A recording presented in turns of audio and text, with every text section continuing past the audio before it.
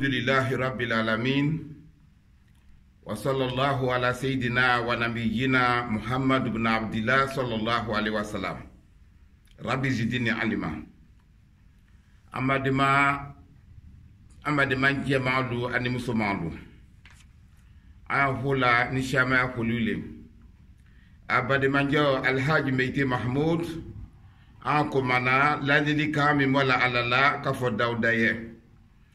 Ladili kami mola alala kafo Namile Nuhuye. Shama tieni shama musoba kanki lama nyoya non lule. Olutubi lakata alama nyami ma. Ambe atubi onyama ni koko hejan kuli kono kukisiga na mama. Kama kala tabaraka wa taala bada bismillahirrahmanirrahim. Ya Daud inna ja'alnaka khalifa fil ardi. Fahakum baina nas bil haqq. Wala tatabi al hawa fayudilaka an sabilillah. Inna lezina yadilluna an sabilillah lahum azabun shadid bima nasu yawmal hisab. Suratu Sad 26. Madon wala subhanahu wa ta'ala e Dauda lalila e masabre masa mentanu ne sulo ani trelo dunya fa be fe Allah namile Dauda lalila e ambele lalila oli Allah subhanahu wa ta'ala sanoka se adamadeun nka fe kuma ife i tota ifo ya Daud ume ya Nuhu ha eyala uwe foi wala mai fo ya ibn Adam e kuma dama don fe nyale manyama die jemi no ya ay Dauda toleta ako ya Daud ya ile Dauda parce wati mino anana fuko wa harara ke awa anaba Dauda na agulebu leje anana je ay legu tonyo ay koke mi aki ya magbere aka miyake meke sababu yale kakaburu toro sema miyake sababu yale meleka elu ya kontroli ya shayaka miyake sababu yale kala sigana mama tombakani majiri kabunya fo alay anyajo ifala kundi ala mako tonda sikwala gwe kabri setra karamogo shema olu danga de nyali kemeke la trilo anko jwa udo abrulo kwa ya tawo fo kwa la ya makoto limamu lolu Kramo le gun molu la molu a confiance ka ya la kuta la sunitri kame sotibila Allah oli kanye ala ko ni ko ya Daud ko ya ile Dauda wati mino Dauda ni katauna nasoro ko inna ja'alnaka khalifa fil ardi e Dauda ile malako mo timina ile nya ya Dauda o fala wati mino Dauda kasila itomba na duma ka bunya fo masai anu so labi kadanga de nyaka kawe ka rendez-vous kwata ko ngawe nyata bunya fala ye Dauda manke Dauda na ishana ki majri ako ile Dauda nele ile ke yala ile nana mogololu no lale imalo komi fada matimina ya akafo Dauda kasi kitumba duma ko makoto ako Dauda nuho matimi ile nyawa Dauda ka kasi kitumba duma ko makoto ako yangu ba deulu matimi lenya ko lutimna nenya nde ala ko ndi ala makutu ini ja'aluka ini ja'aluka khalifa fil ardi mole lutimina ilenya Dauda ba makile ye akafo wati Dauda kasi ako Daud fahakum bena nasi bil haqi osala nyengi na ile Dauda fe ni ka fe jugement ke molu ni nyonje itre ika fait jugement que moluni nyonye wati Dauda itre he madola kan akambele mavre wala tatabi al hawa fayudilaka an sabilillah madolu kul ako Dauda ma ko ni kaka jugement kela i muso flalu ni nyonje ikaka jugement kela idolu ni nyonje ikaka jugement kela kabla ke soni soke itre kianfo madolu a yere contrôle ba France ya bi kianfo la aka foko mo mi no aka ka jugement ke mo mi ko aka ko lada olu ko ma lada anya jonka o le dunya fa be fe bi mo amol do mo ale ma ko le limamule ko le se kianfo la e ti ato e dogore fo molu ko ma ko le ben o tiele ko le se ki an fala e ki an to ye dogore fo mu so nini wala bato ko so ala ko ndawra ma wala tatabi on hawa ku ka to inu ngon ko fa yudilaka an sabilillah ko ya ke sababu yale ki beka bo alata tretra baka yado biolo madonna na ere juger ala le fade na anuka ke jugement que la bi muso fla an amro lo lamna la koko da kana nyingo la bato bo anya mo lu frère soba kata muso fla ta muso sabata muso de no ale no le bon tukure watibe o alo bonasite trana on mo sisike ay nyingo la bato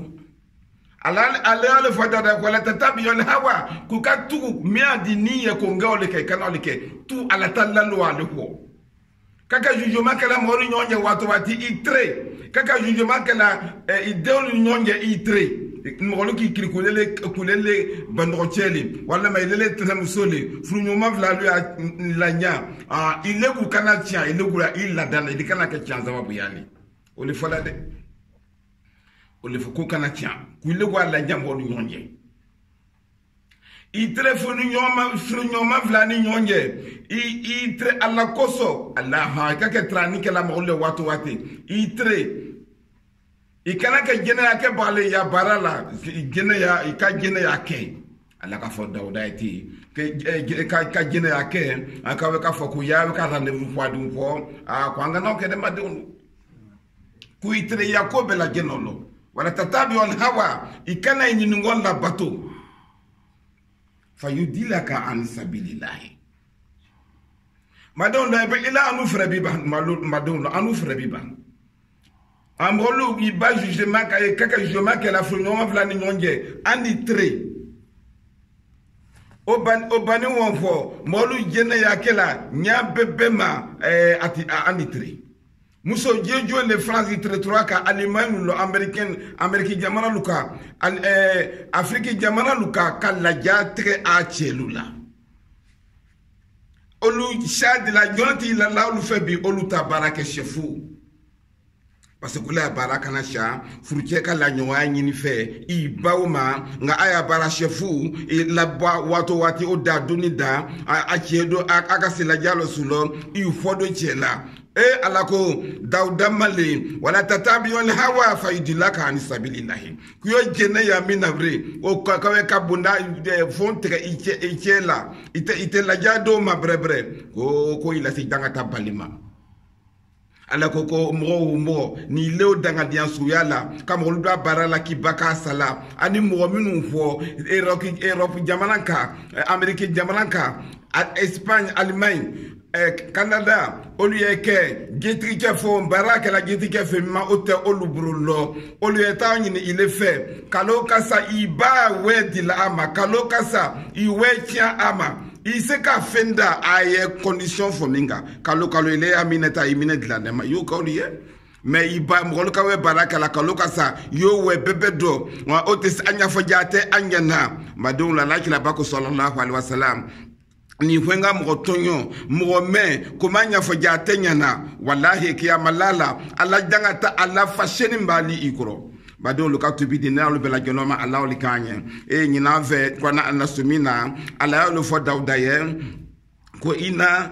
ko fala tatabion al hawa wala tatabion al hawa fayudilaka an sabilillah ko ne ka to inunongo ko o ya yabo ala tashaka ina lezina ko mu'minu yadiluna an sabilillah mu'minu bola ala ta tretrabaka ka do bionlo ki batia fola ka tonye nunuke ka kiba amso ta droit dila ki baitrena amsolu ni nyonje ala ko lahum azabun shadid ko daga tabale o moluka bimanasu yawmal hisab ko mingo solu molu nyanana ko mami vola ya anyira na luko olu nyanana kiyama lonta crossi mingo olu nyanana kiyama ko mingo ko jangata baleke se oluma ala ka fa fi surati sadi Allah ka fi surati swadi lo na lo bela jona ka njema Allah oli kanye Allah namine nuhu tata la ketumfo ako ya nuhu kala ya nuhu innahu laysa min ahlika innahu amalun ghairu salih ako nuhu de o denye kala denguru mbale no tamuso kala denguru ne o de on le bla bo lo jana mala yo bla jana malo minge o ka chomba ni toro chomba nana ko mafa ko ni ala ndinge ngondolo ala ko kala ala ko ya nuhu ile nuhu innahu laysa min ahlika idenge dunguro mi do jana malobre e mi je ke mi ngavre idote o sala ye question mi ngene alaka question brebrete fala tasalini ma laysa laka bihi alim ikana ko ma foite ko ma minyalo o le fala meye kikeka ko manga to ko minyalo ku donfo komi profite brulo yofo anu ho mine nu wosro kole fo profite brulo akoko mine ko so kwa laile dinge we to jilo kaso ala koko idinge ko ate ko shama te kafrilo idinge matu ileta ho imoso matu ileta ho ko lo ko so nyi jangra ko nu ko kala bre fo bre o kala mba nu ka bunya fo anu ka we tiani la ngo ande bunya fo ango ngo fe no amulo ngo yanta fo ala yo fo fi suratu hudi aya binani anu wololo ka wati bre dama Allah likanya kama sawati Allah likanya. Wassalamu alaikum warahmatullahi wabarakatuh.